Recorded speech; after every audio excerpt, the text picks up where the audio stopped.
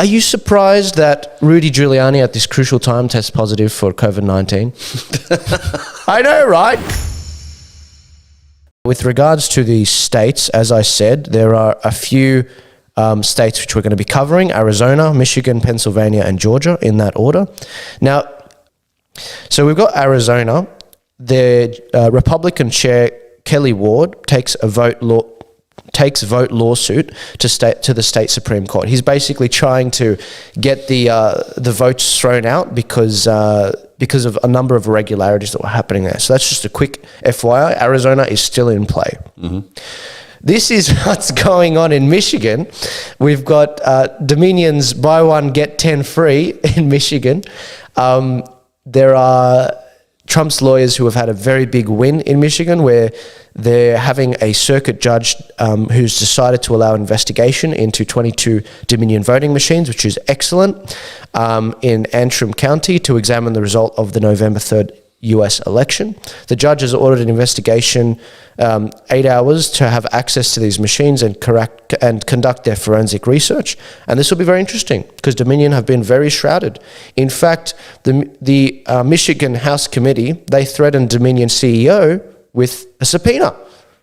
Now, why would you do that? Why don't you trust Dominion? Well, I don't know. Maybe it's because they've been quiet all this time.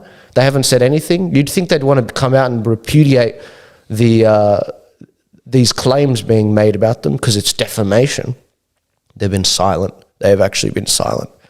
And does this surprise you? George Soros appoints the chair of Smartmatic, the parent company, to lead Open Society Foundations. Open Society Foundations is, of course, one of George Soros's companies. The conscience of the world. That's what he decided he would be. Isn't that funny? And for those of you who don't realise, Smartmatic and Dominion are very similar in what they're doing. Is Smartmatic the parent company of Dominion? I don't know. But I think they do. They do voting machines as well, guys, just an FYI. So that's Michigan. We've also got Pennsylvania, which is certainly in play. Now, last night at midnight, there was a deadline. In Pennsylvania, this is what's been happening basically in Pennsylvania, guys. I'll explain a few. The state legislators, they tried last year to amend the Constitution of Pennsylvania, the state, so that they could allow for more mail-in ballots. Now, the problem with that is everyone kept saying they're doing this for COVID, but they did it last year.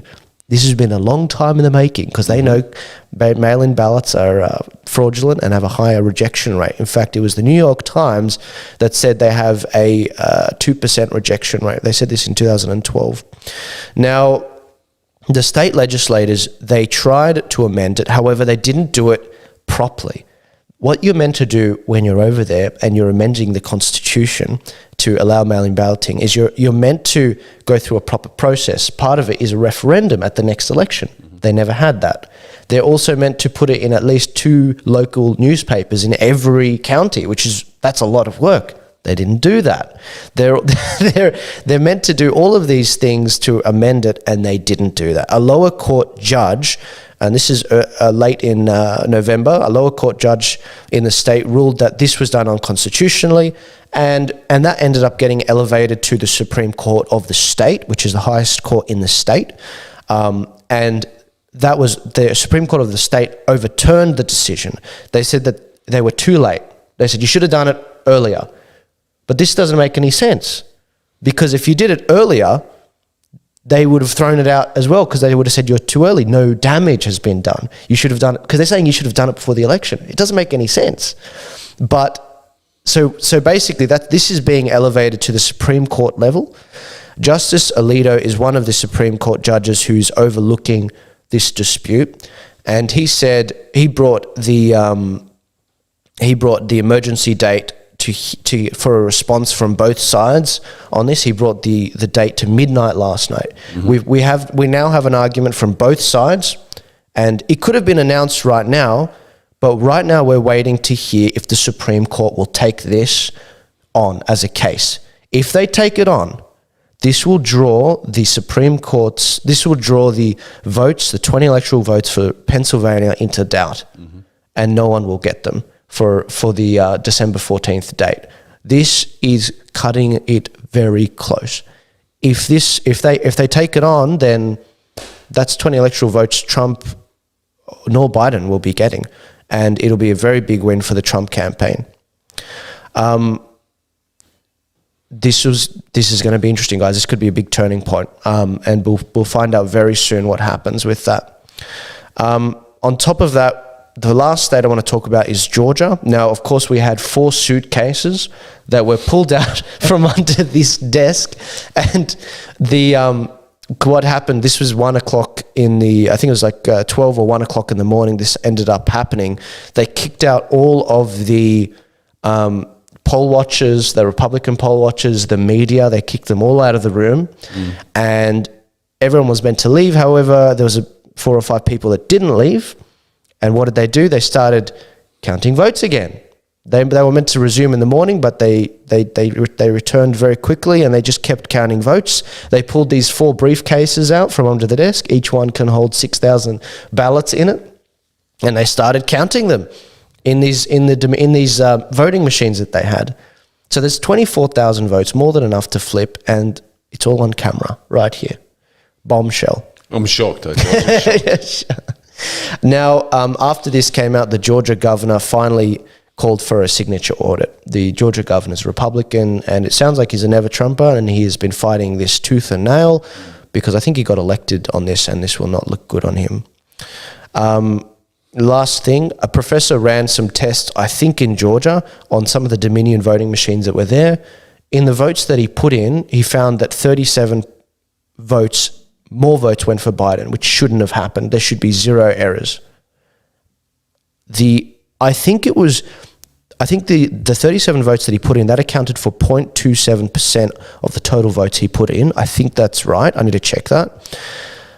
That is the exact same percentage that Joe Biden is ahead, which is insane. Watch this space. I don't know what's going to happen with Georgia, but if they do a signature recount, it's going to be very, very interesting. And this came in last night.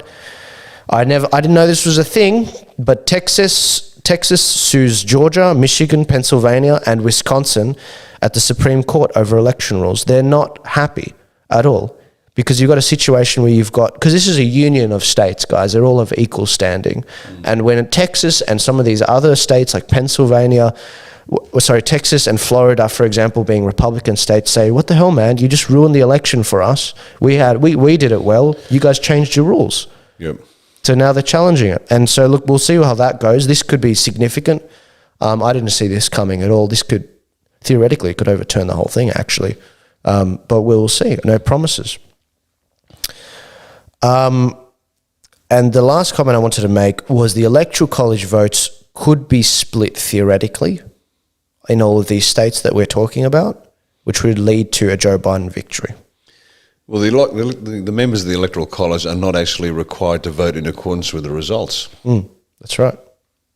Which seems like an odd decision, but it allows them the flexibility to take into consideration other factors, and that can work both ways, for good and for ill. Yeah. So your point's well made. The variables are quite significant. This is anything but clear. So if anybody makes a claim of certainty, I think they're talking through their hat, because there are so many variables still to be played out. Absolutely.